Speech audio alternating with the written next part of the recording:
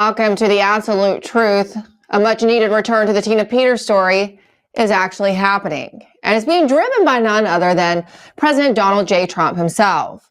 Here's part of what the president wrote on his Truth Social account recently, saying, quote, "Free Tina Peters, a brave and innocent patriot who has been tortured by crooked Colorado politicians, including the big melon ballot supporting governor of the state.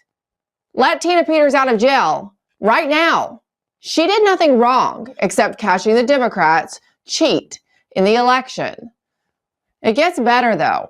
The Mellencquims at ultra-leftist Rolling Stone magazine are pulling their purple hair out over Trump's calls to free Tina, the Mesa County, Colorado election official who dared to document the way in which the 2020 presidential election in her state was being stolen by Joe Biden and the Democrats.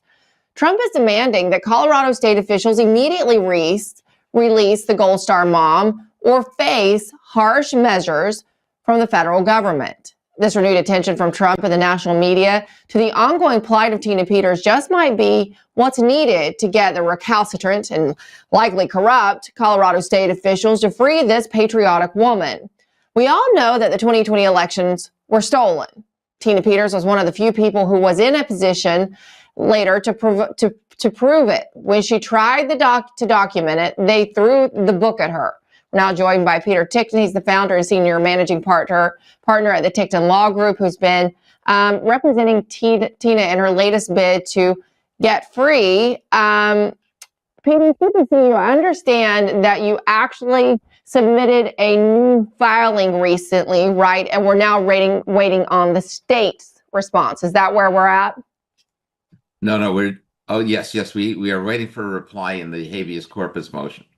Okay, we have three things going on right now. Okay, so the first one is the normal appeal that you normally see after a conviction, especially after a judge has done something wrong. And in this case, this trial judge is a disaster.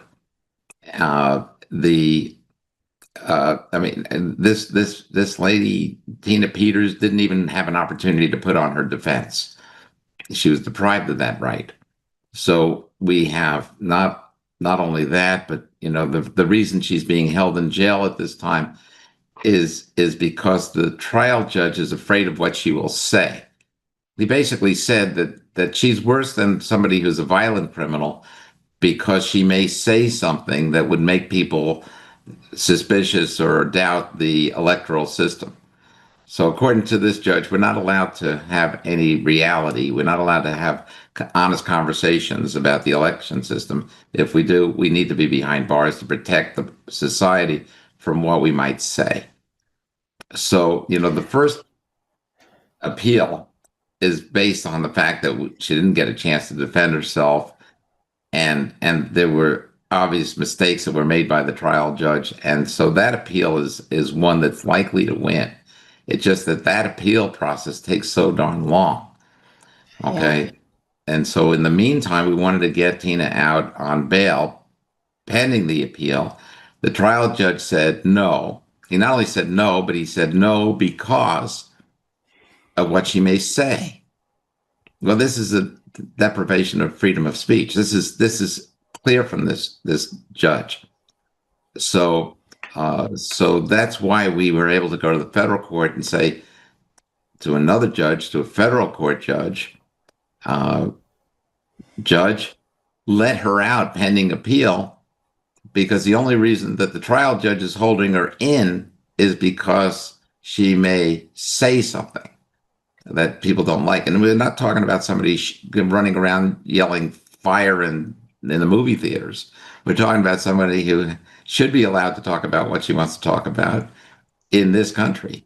Okay, that's what we have the right to freedom of speech, which is a totally basic right to because the freedom of speech isn't really the freedom of speech. We call it that, but it's really the freedom of thought.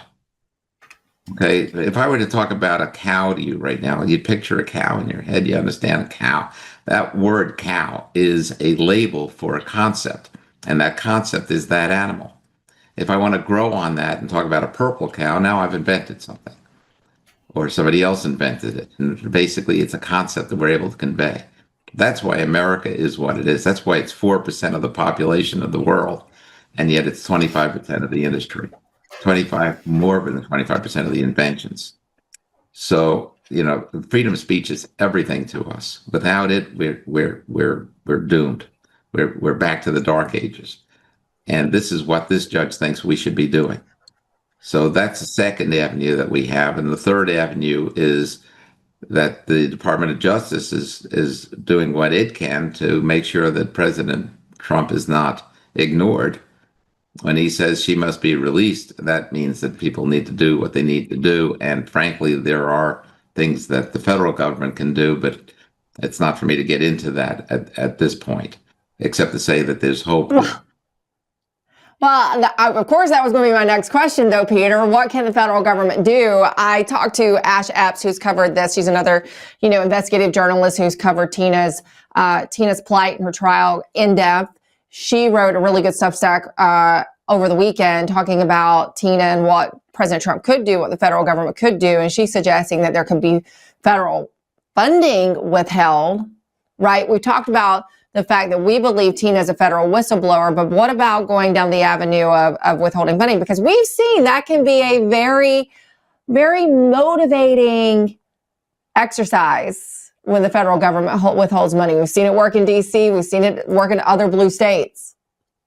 Well, that's a little more difficult because to withhold money, really, normally it's because the government of the state is doing something that's anathema to what is the federal position on things. Here you've got an individual case that was prosecuted, and it's going through its normal channels, and both the state court and the federal court at this point. So it's kind of hard to say to the government, we're not going to fund you anymore unless the judges in your state rule in a certain way. That's where that kind of gets out of line. But there are other things that can be done and should be done because there's need for other investigations to be commenced. And frankly, the thought that I have and the rest of Tina's team, which is that the federal government really needs to start investigating the people that put her there. And once we realize what that is and what those crimes are, then she would become a necessary witness, and hopefully she would be able to be transferred to federal care instead of state care, because the state thing is so dangerous for her.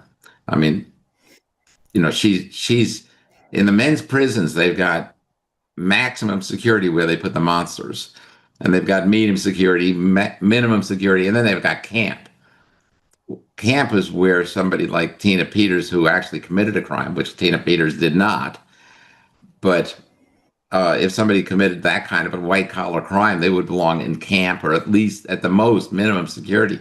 Instead, in the women's facilities in Colorado, they're all mixed in. Women are not treated like men. And so then there are women monsters. There are women murderers. There are women who chop up bodies. There's women that do horrible things too. And she's in with that. She's in with the people that need to be incarcerated to keep America, to keep the people out on the streets safe. And she's in there, so she's not safe. And this is part of the horror of all of this. But I will say that we do have something a little bit new as well, which Stephanie Lambert, one of the four other lawyers that are on this case. I mean, we've got Patrick McSweeney, I should say the Patrick McSweeney. We've got Bob Sinclair. We've got John Case and Stephanie Lambert. Yesterday, she discovered an email going through and pouring through things as they become more available to her, which basically shows the motivation that the Secretary of State had in terms of making sure that Tina Peters was wrongfully prosecuted. They found proof. Well, that they put in this truth bill, or build, BUILD, like the build a building. It's basically a program that's supposed to upgrade a computer, but it's not supposed to eliminate all the data in the computer and wipe it clean.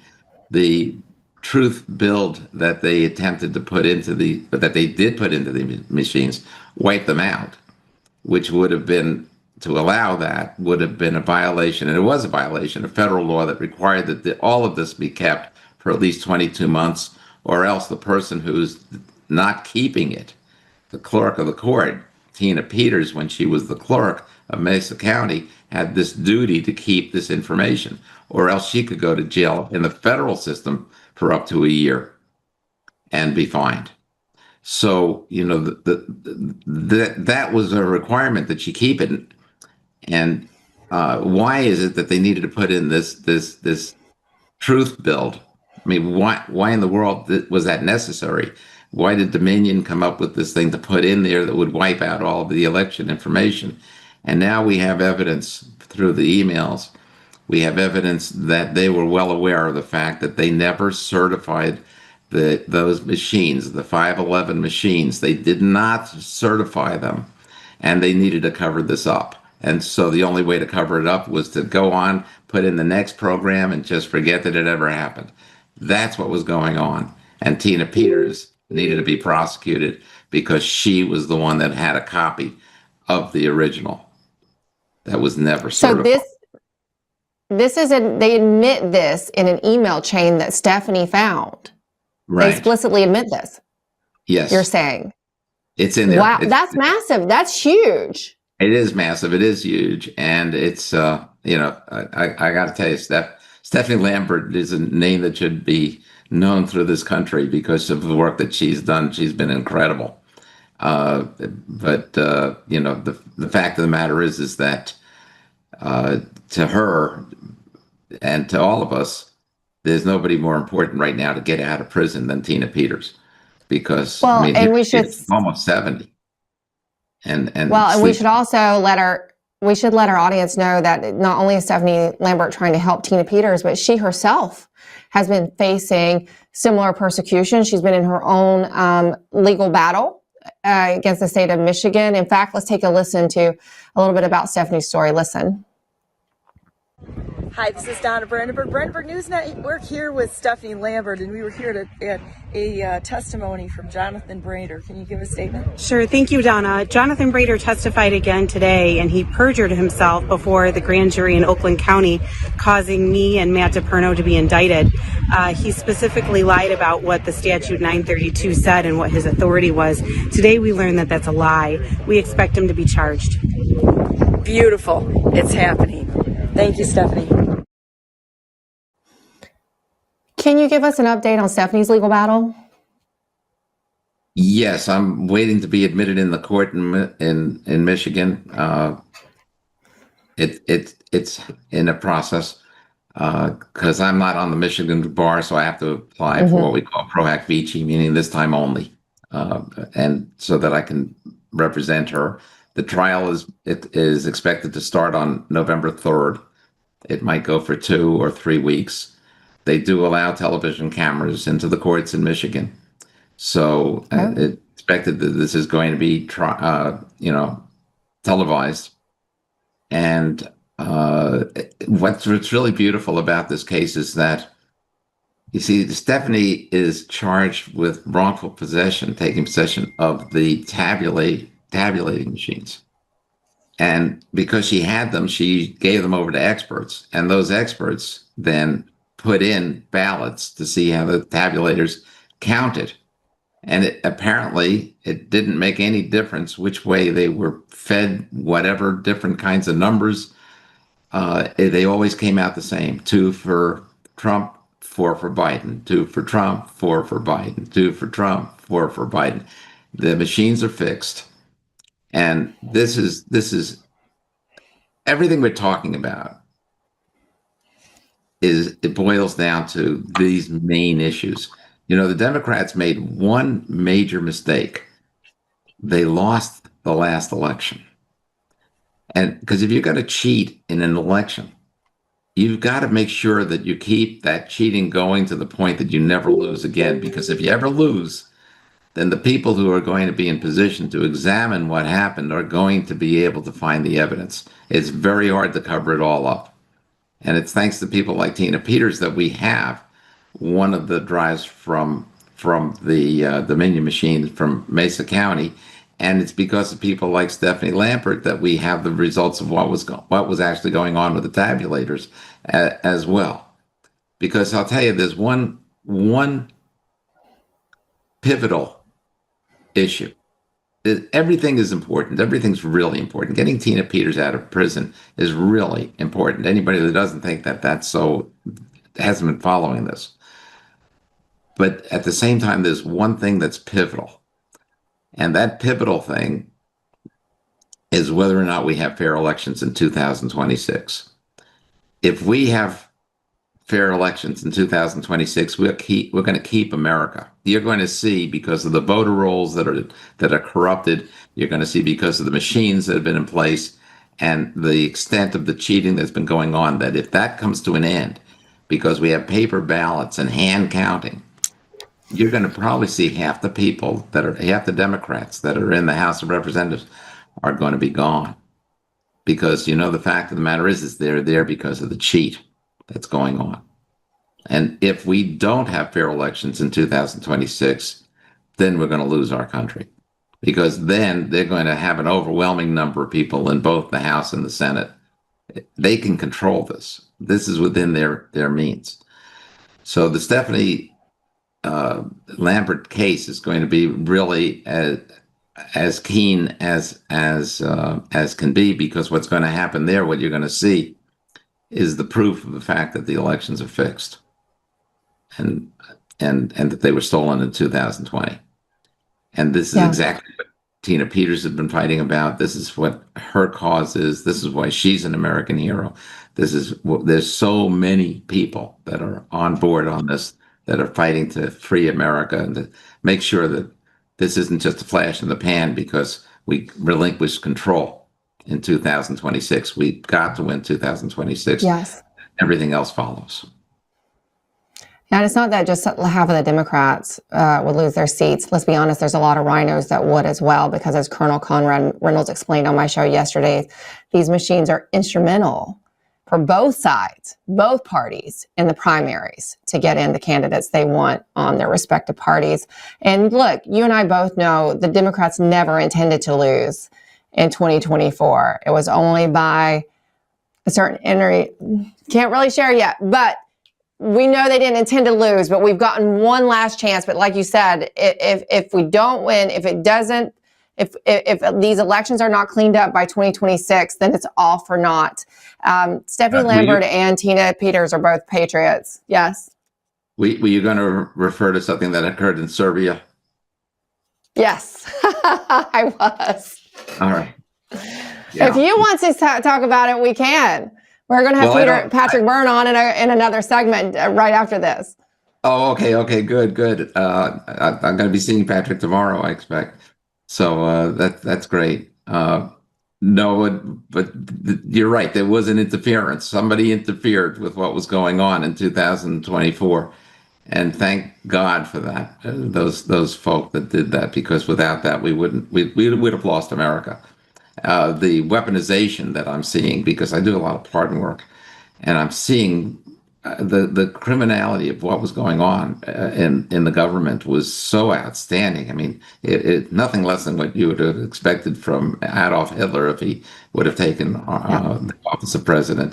It's amazing, because they not only went after, of course, Donald Trump, they went after people close to Donald Trump, like Peter Navarro or General Flynn and Michael Flynn and so on. I mean, we know about that.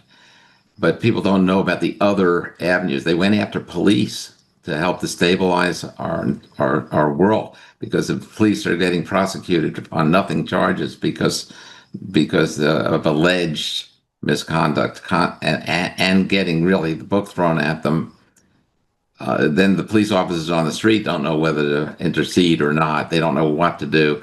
They went after the upper middle class, and there's a lot of people that have been prosecuted over the last years. This is why and I'm seeing it all over the country.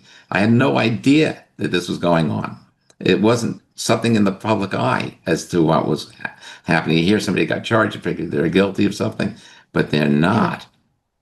And so this is really part of what they were doing and where they were going, and they were getting ready.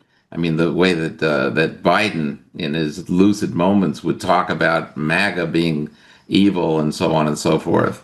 They were getting ready to put their position in place where they weren't never going to need another election.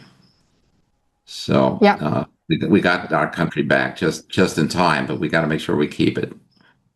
We received a lifeline, but we haven't won the full game yet. Thank you so much, Peter Tickton. I know you're a busy man, so we appreciate you giving us this update. Tina Peters and Stephanie Lambert matter very much to our audience, and they want to keep in constantly abreast of the situation that's going on. They're very supportive. Thank you so much, Peter. It's good to see you. It's really my pleasure. Wonderful to see you again. Like I said, we're going to talk to the great Patrick Byrne a little later in the show. But up next, the plight of the U.S. student, especially in STEM, we discuss with U.S. tech workers Kevin Lin after this commercial break.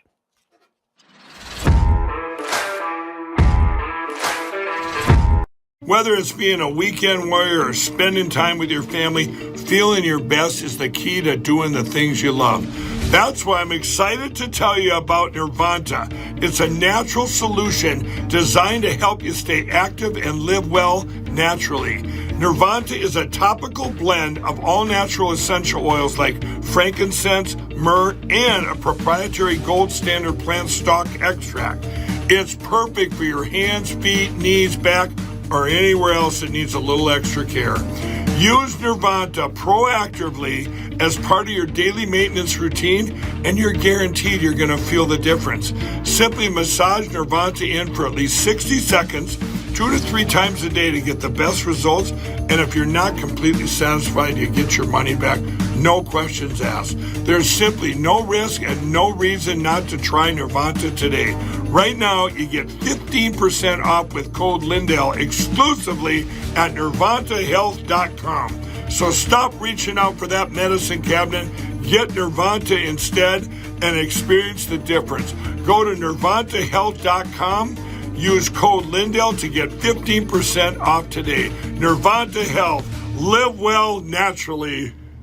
Welcome to Vocal, the free speech social app that gives you a platform to amplify your voice. Speak freely, connect boldly, and be part of a growing movement for truth, faith, and freedom. Want to know what's happening right now? The Now Playing feature shows you exactly who's live and what's streaming in real time. Check out the show's feed, a non-stop lineup including Lindell TV News 24/7, shows and on-demand programming all in one place. Connect with your favorite host and never miss a show. Explore the featured page for quick access to Lindell TV's top shows. Follow your favorites and watch their newest content flow right into your feed. And when they go live on Vocal, you can join the live chat and be part of the action. Ask questions, share your thoughts, even help shape future shows. Stay informed on issues around securing our elections by following your state's Cause of America account. Join a group and connect on a deeper level, from faith and freedom to the future of our nation. Go to vocal.com or download the app today and be a part of the mission to save our country.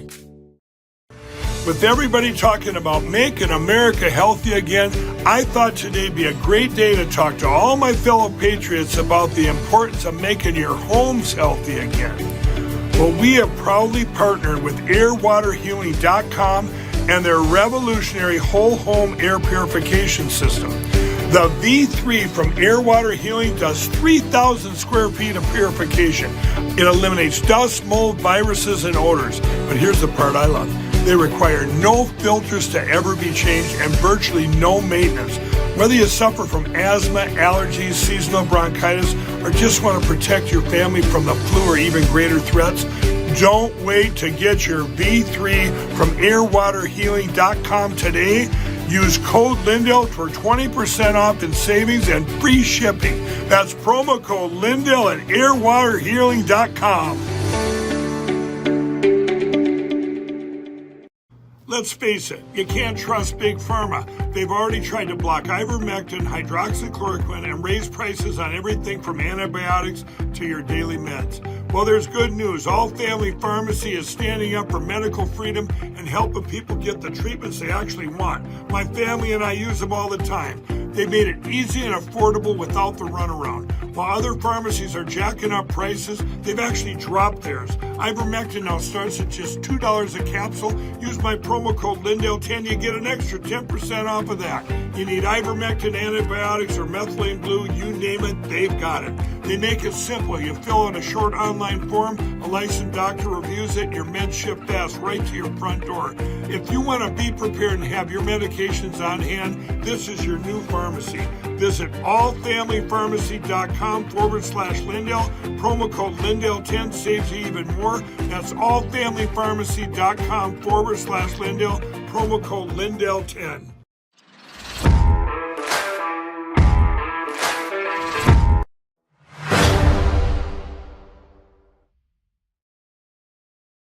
Transparency, telling the truth, is what will drive true accountability for the American people who deserve nothing less. And lastly, Mr. President, all of us are charged with being good stewards of taxpayer dollars. I've gone through a reorganization for ODNI that we've announced in the last week. We've cut nearly half of redundant, unnecessary functions within ODNI, saving taxpayers over $700 million a year. We will continue focusing on our core mission in keeping the American people safe, and appreciate your leadership and your focus on this most critical task. And you've also found many bags of information. I think they call them burn bags. They're supposed to be burned and they didn't get burned, having to do with how corrupt the 2020 election was. And when will that all come out? Mr. President, I will be the first to brief you once we have that information collected. But you're right, we are finding documents literally tucked away in the back of safes in random offices, in these bags and in other areas, which again speaks to the intent of those who are trying to hide the truth from the American people and trying to cover up the politicization that was led by people like John Brennan and James Clapper and others that have caused really immeasurable harm to the American people and to our country. Great job. Thank you. We look forward to hearing it. The public looks forward. Thank you very much, Administrator.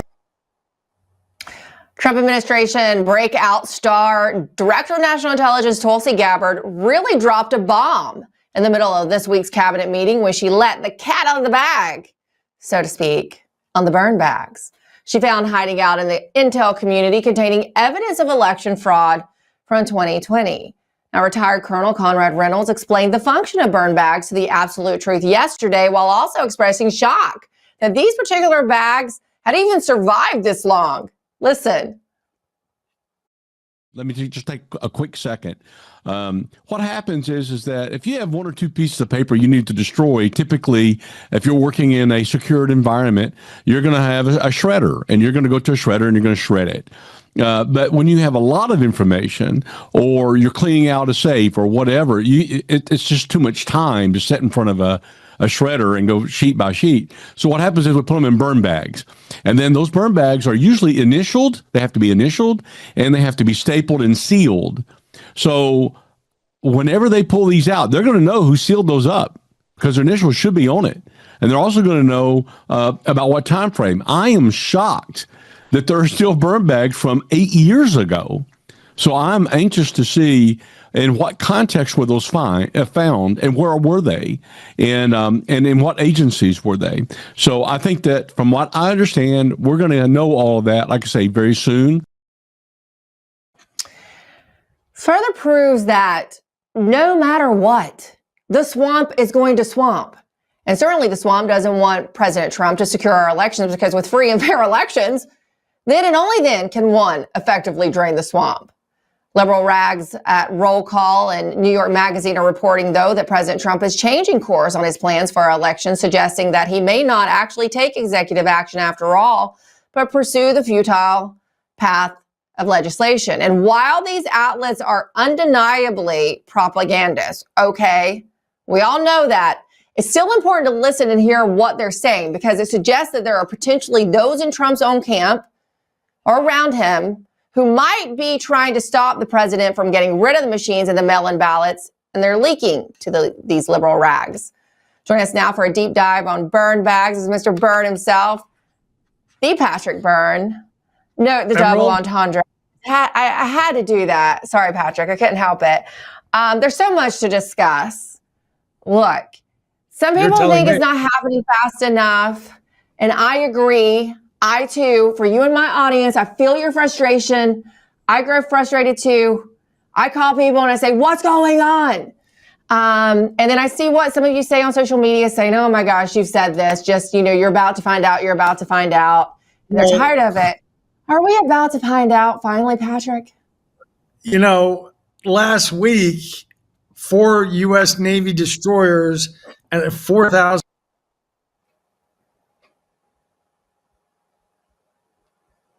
I think Patrick's a little bit frozen. We'll give him a minute. So Patrick's here. He's joining us, obviously. Sometimes we have this happen. We're going to give Patrick a moment and see if he can reconnect and get his signal better. We've had, obviously, our share of technical issues today. Look, that's no accident, folks. What does that tell you? Look at what we're talking about on this show today. We're talking about the fact that the intelligence community has pulled off not one coup, but repeated coups, not just the Russia collusion hoax that Tulsi Gabbard is exposing right now, but also election coups, to which Tulsi Gabbard said in an official cabinet meeting this week with all the cameras and all the press around that she has found in burn bags that were meant to be destroyed.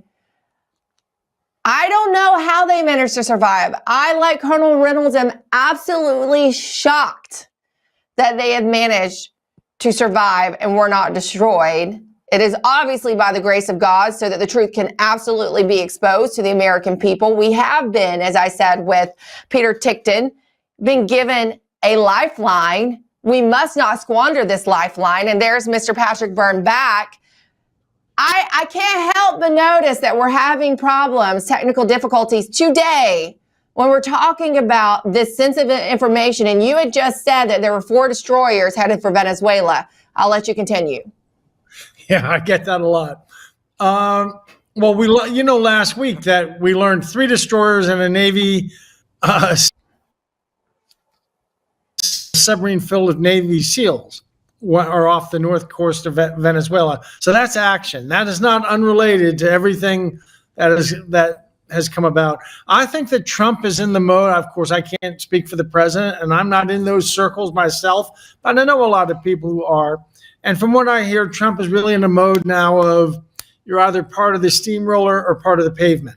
He's not brooking any more opposition from the, let's placate Venezuela crowd. He was surrounded by a bunch of people telling him he had to make good with Venezuela. Let's do this mineral deal. Let's forgive the past. No way. Venezuela overthrew our republic. Venezuela overthrew our country. And it's a miracle we got one more chance at this. But they committed not just an act of war. They won. They all but won. So no, we can't take that. We can't make peace. That's unacceptable. So. Let me ask you, it was noteworthy to me and my team that the roll call and the New York Magazine are suggesting that President Trump is reversing course, that he they're saying he doesn't have, so here's how they spin it. I'm just telling you how they spin it and let's break it down because you and I know how this works. So they're writing that President Trump does not have the authority to take executive action to get rid of the machines or institute the use of paper ballots, right? They're saying it'd have to be legislation and that President Trump is obviously realizing that and that they're changing course and they're going to push, they cite something said by Caroline Leavitt. But here's what I feel like, because I've seen it so much in covering the first term, is that there are probably legal people telling Trump he can't do it, right? And then they're going and leaking to Roll Call, the New York Magazine saying, well, we're not sure he can actually do this. We're still going to try, but, a legislative path. But, we might be backing down off that and putting it out there in the outlets to start the narrative. Are there people trying to keep Trump from securing our elections by signing this executive order? Why hasn't it happened yet, Patrick? Well, I think the public has to see I think he wants to do something very muscular, but my sense of these things is you can't get in front of the public opinion. So he needs to reveal the truth to the public until they demand something muscular that he can then do. And I think we're reaching that phase of stuff is on the verge of being revealed, evidently, that will blow the public's mind. I see General Flynn saying what's about to come out is far worse than the Russia hoax stuff. What's coming out about election 2020 is going to blow, and it keeps growing. And I'm sort of at one end of that process, and so I have a sense of some of it because some of the people I know are directly involved in it, and they're Uncle Sam's understanding just is more and more shocked. But they've done a wonderful job of interacting with citizen groups around the country, and all these citizen groups who for 4 years were toiling away, with teaspoons in their states trying to get at the truth, was not for naught, because all of that got fed to this. Tulsi announced a study group back in April that was going to dig into this, and we kind of ignored it. No, they hoovered up all this information from around the country, and they put together the big picture. And as it's getting, I think it could be revealed any day, that like this weekend or something, or for tomorrow, the truth about 2020. I don't know what their timing is, but I think it's very soon, and it's going to make people so shocked they're going to demand something. And by the way, all Trump has to do is dig out an executive order that Barack Obama signed. Trump ought to just re-sign it, because that executive order gives the president the authority to do exactly something like cancel mail-in ballot and run a national election. So Barack Obama already thought he had the power to do it. And that was that executive order for foreign election interference, correct? That was often cited in 2020 and 2021. Well, I don't know but I know that Obama signed something in 2015 or so that sort of got this off the ground, and then Trump had actually recertified it or something. So it's all, but I mean, they can just use Obama's language. Obama's language said that if the president finds that there is a realistic chance of foreign interference, technical interference in an election, he has the authority to do anything the hell he wants. Anything he wants. Trump could have ordered 2020 rerun again by the Obama language. So he should now use it, and he should nationalize the election with one election. I think that we should use the people. There's guys like Tim Meisberger. Do you know Tim Meisberger? He was in State Department for 30 years, 23 years, teaching third world countries how to hold their first elections, dictatorships like Burma, as they want.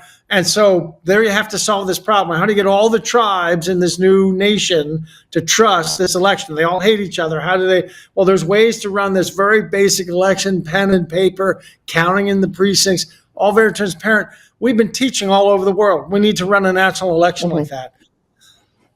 I think we tell other people to do. 20% of the Democratic vote is fake. I think we're a 70-30 country. So let's, I think you're right too. And I mean, anecdotally, you feel that way when you're walking around and you're talking to people. I mean, I can't go anywhere. I was sitting in Truckee, California last week, and a guy strikes up a conversation with me, in the bluest of blue states, and he looked like a hippie liberal. And we get to talking, and he's basically, saying everything's rigged. Our government's so corrupt. We have to drain the swamp, basically. So that was a very blue, like one of the bluest of blue areas.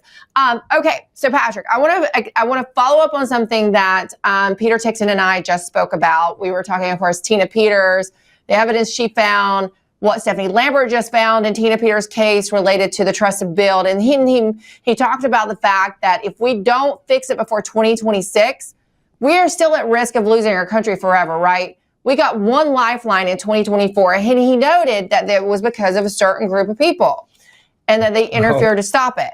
And he mentioned Serbia. So I don't know if you want to go further on that. I'll leave that up to you. But it was very important what Peter said.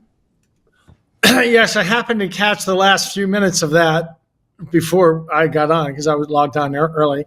Peter, I was surprised, but given that the president's lawyer went that far, I can confirm that that's the case, that the Serbian office, which really has been around for 20 years, no matter what name brand the computer is there in your nation running elections, underneath it's Serbia is connecting. That office got shut down for 5 days. I understand it got smoked. But in some kind of strange, somebody did take some action and neutralize that, which is the only reason we had a fair election. We were going to have another one of those Fs, those F fraud that you see where the guy's behind and then suddenly, 140,000 straight votes. We would have had one of those, and that's what Kamala was counting on. In fact, that's why they were doing cheating around the country, low-level cheating like they always do, but they know they had a lot of eyes on them.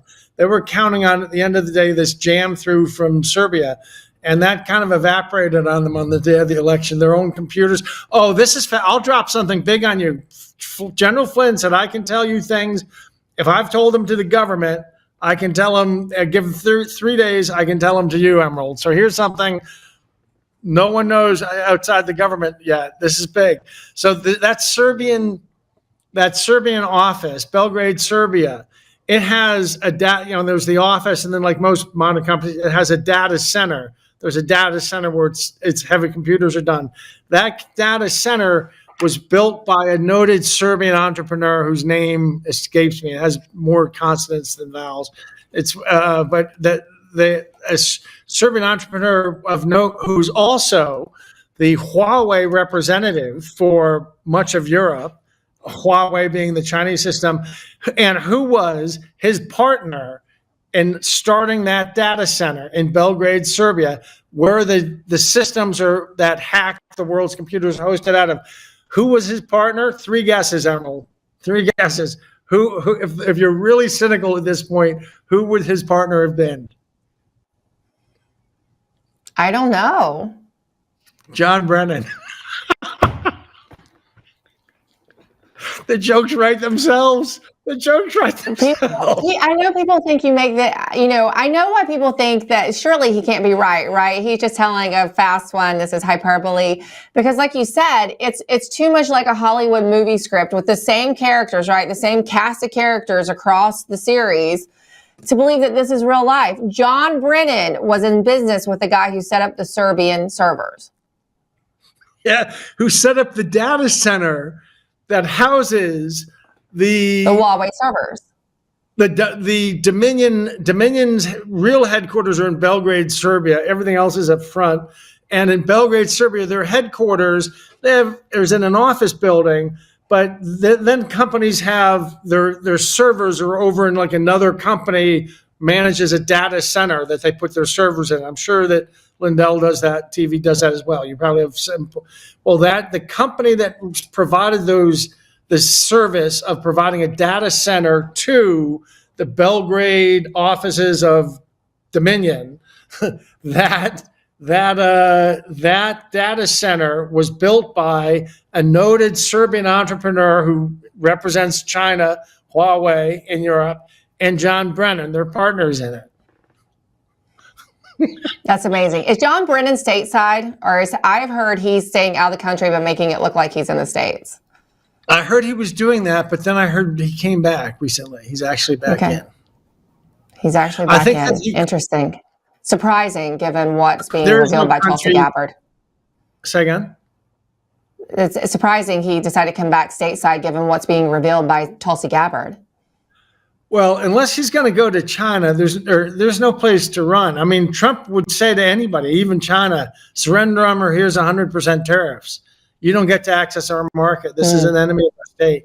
I mean, so there's nowhere he can run. China, okay, Patrick, you have dropped themselves from him too. You have dropped a lot of information.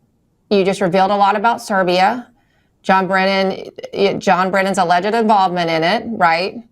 That's the first I'm hearing of that, but that's very interesting. And then you and Peter Tickton both just revealed a lot of information that people have been waiting for. So we're going to let them digest that over the next week, right? Over the Labor Day holiday. Now you've got a little more. So if you see something happen, you're going to have a little more understanding, and we'll give some more next week, right, Patrick? Let the record show that I just kind of colored in that where the president's lawyer, Peter Tickton, drew the lines. I just colored in a little bit. Let the record show. The record will reveal. Thank you so much, Mr. Patrick Byrne. Always fascinating, and the conversation shall continue next week. Thank you. Have a good Labor Day weekend. Bye-bye.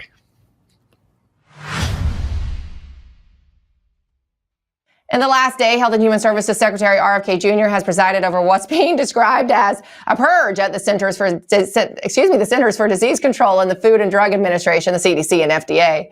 One of the biggest names let go was the head of immunization for the CDC, Dr. Dimitri Descalis.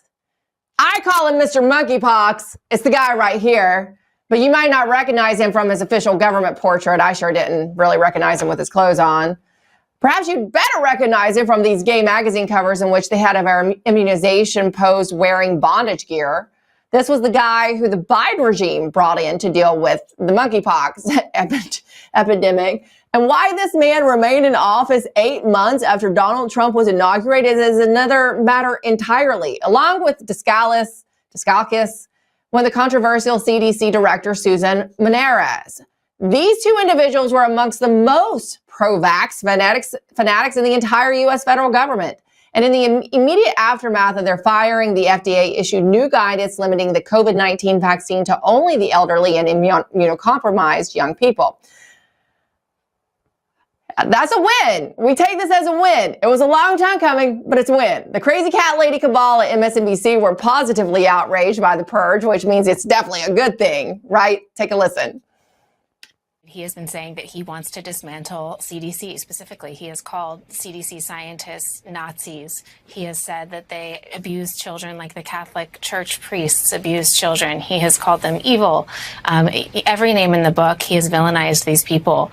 And after the shooting in August at CDC headquarters, he, said, my heart's with you, but couched a lot of his language. Now, alternately, the people who showed up at that meeting, at this all hands meeting, was Susan Maneras, and 3 of the people that also quit today, the center directors that quit today. So these are the people that were really holding the CDC together. These are the people that all of the scientists said, as long as these folks are still there, I can work. And I've been on the phone with a dozen people at the CDC right now, and they've told me things like, who is going to want to work at the CDC now? I mean, heaven forbid, Karen Kingston, the author of the Kingston Report, is with us.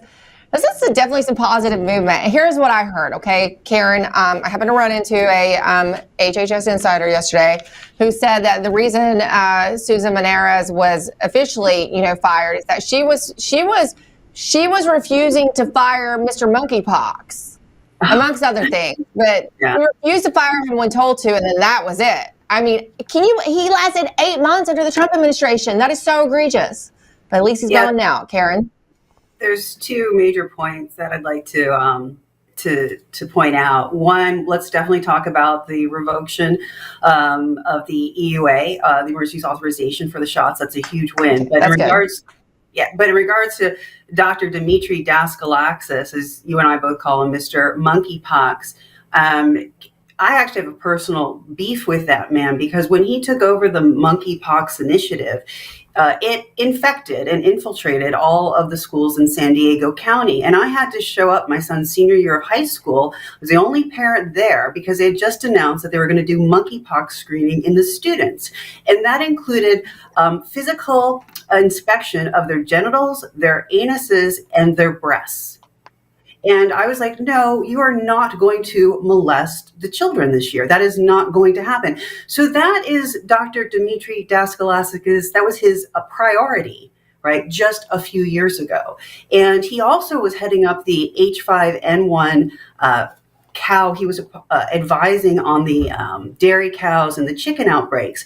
And he was demanding, right, that they need to, the workers and the ranchers need to wear masks and protective gear because they have cows that are sick who have no symptoms of sickness, even though that they know that they're sick, which is why they don't know that they're sick, which is why they need to do masks and eventually vaccines. I mean, he truly sounds insane. His initiatives, his agendas were abusive of children. Again, telling schools in San Diego that they have to physically investigate children's genitalia while they're at school.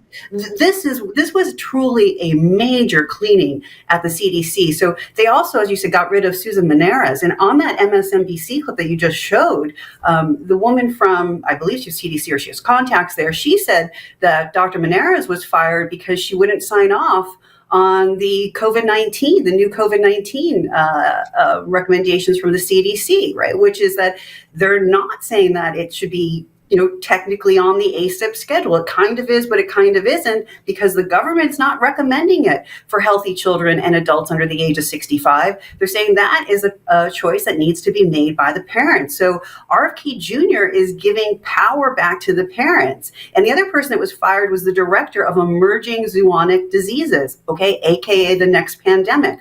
So this was a major cleaning house of people who did not have the interests of the American people, as their focus, but as this global movement, right, to criminally experiment on adults and children. So it was a major cleaning house at HHS. Make no mistake that all of the agencies under RFK Jr. are heavily, heavily infiltrated. So I think this was a big move, and I am very grateful that I am not the director of Comirnaty at Pfizer today. Whoever that man or woman is absolutely freaking out because they're cute. Yeah, they don't know what their forecast is going to be, and what the revocation of the EUA and taking it off the ACIP schedule. There is this no man's land of now who's legally responsible if something happens to a healthy child or even a child with an alleged comorbidity if they get injured. And on top of that, who's paying for it? Under emergency use, the government was picking up the cost. Right. So now they're going to go to the American Academy of Pediatrics. You're so confident in these shots. You say you can vaccinate 1,000 children in your practice this fall.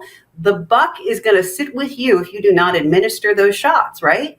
And so this is really he's making those who were standing on a self-righteous pedestal, forcing experimental genetic injections upon us and our children. He's making those people show their cards and their true intentions, and I think it's a great move. And I think there's going to be conversations at Pfizer as to whether or not they're doing market research right now, trying to figure out whether or not they're going to get enough orders to justify manufacturing the product.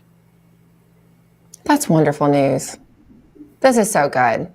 And according to Dr. Malhotra, and he independently confirmed this to Lindell TV, our own Chris Seeley, they are looking at pulling those shots and all across the board in a matter of months. So lots of wins. I'll also point out another notable departure from CDC. That was the Chief Medical Officer, Deborah Horry, as well. So lots of movement finally. I mean, we've all been waiting for it. And so we must celebrate this day, lots of movement, and encourage the forward movement, because there's still lots more to be done. Because as you said, Karen, these agencies that fall under the sub-agencies that fall under the heading, the umbrella of HHS, they have been deeply, deeply infiltrated by big pharma shills. So there's lots of work to be done, but kudos. You can learn all about everything you just heard here, plus much more, by going to the Kingston Report on Substack. Sorry we had a little technical difficulties today, Karen. Thank you for hanging out with us and waiting patiently, because this was such big news, and you've been one of those loud voices out there pushing, advocating for this kind of generational change that we're seeing at HHS. So thank you, Karen Kingston. Thank you so much. Yeah, I am celebrating. As an industry insider, I don't think people understand how much of a win the revocation of the EUA is. So thank you. More winning news developing today. We have some very good news to report to you all. Multiple FBI whistleblowers who were unjustly fired and punished by the former Biden regime for daring to speak out against the FBI's handling of the January 6 cases or the egregious COVID vaccine mandates are finally being restored. And they're not just being offered their old jobs and security clearances back. They're being given back pay plus interest, as this letter from Empower Oversight details. But as the Empower Oversight letter reminds its readers, there's still so much work to be done, because it isn't just Steve Friend and Marcus Allens of the world who are wronged. There are many, many, many more, and some of them are not even known very well to the public. What's more, their plight is part of a larger web of corruption afflicting our Byzantine national security state. And just as Director of National Intelligence told us this week, Tulsi Gabbard, regarding burn bags of evidence of 2020 election fraud, it's reminiscent from something in the old Soviet Union. Bureaucracy calls the culprits of an attempted rolling administrative coup to not burn all the evidence proving they were involved in said coup. Thank God for government inefficiency. But do you think this is the only evidence buried somewhere in the bowels of America's deep state, proving so many of our suspicions about their corruption to be true? As I noted in a Twitter post earlier, if they were hiding the evidence about Russiagate, they were undoubtedly hiding the evidence proving the 2020 election was stolen for Biden. With Gabbard and her colleagues pushing for accountability in the opaque national security state, we may just yet find out the truth. After all, it isn't only Russiagate that's being proven to have been a big fat lie created by partisan hacks in the Obama-Biden-Clinton regime. According to Senator Chuck Grassley, evidence exists proving that both Russiagate and all the assorted Hunter Biden-related scandals are cover-ups that, in his own words, are worse than Watergate. It used to be that coups were things that happened in failing third world states. Looking around at many of America's own cities, at the way many hardworking Americans are made to live and the way that our elites live, it's looking increasingly like we've become that third world banana republic we've always heard about existing outside these United States. There's obviously something to these reports, because the former director of CIA, John Brennan, had fled the country and hid in the bucolic hills of Austria. It makes one wonder what an older Irish-American man would be doing there other than hiding out from the long arm of American justice. These stories have prompted a wave of funny, because, okay, they're true, memes, such as this one, showing Rod Rosenstein, Andy McCabe, and St. James Comey with the words, "At what point do we start arresting those who conspired?" above their precious heads. Mr. President, these are more than memes. They're excellent questions. You, Mr. President, have the evidence. You know it's true. At what point do you start arresting these communist goons? Remember, Mr. President, the longer they remain free and hidden from justice, the more likely it is that they, or people like them, will take power again and do unto you what you have not yet done unto them. And that's the absolute truth. I'll see you tomorrow.